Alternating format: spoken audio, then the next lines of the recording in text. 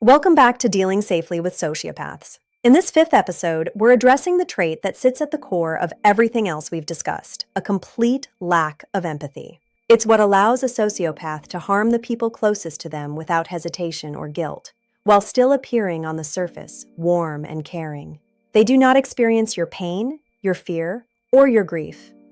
They may perform empathy convincingly, but it is mimicry, not feeling.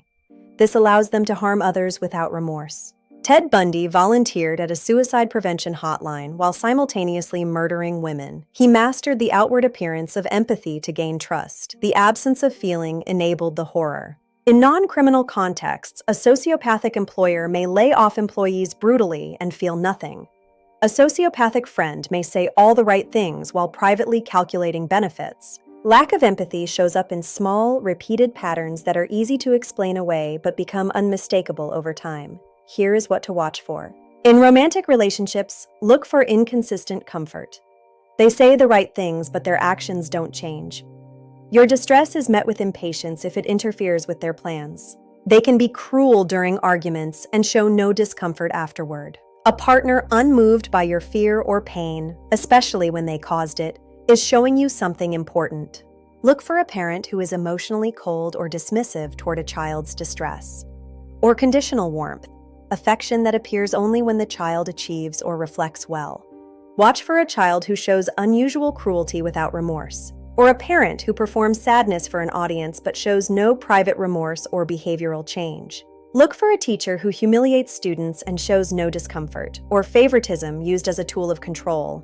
Warmth withdrawn instantly from those who challenge them. Notice a troubling gap between public and private conduct. They may be celebrated as caring by administrators while students privately describe a very different person. In every context, the thread is the same. Warmth tracks what they need from you, not what you're going through. Real empathy costs something. Trust the pattern, not the performance.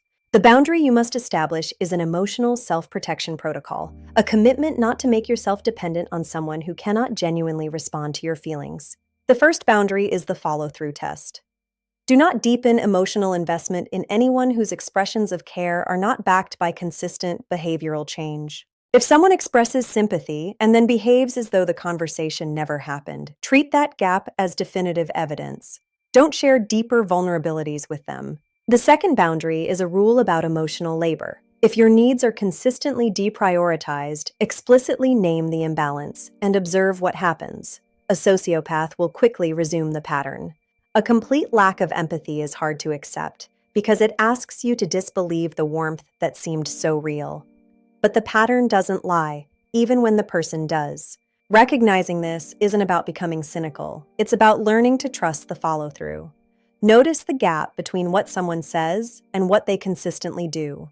Take that gap seriously. You don't have to accept relationships where your feelings are decoration. You deserve people moved by your pain. Hold that standard. You are allowed to. Thank you for watching. Be safe and courageous.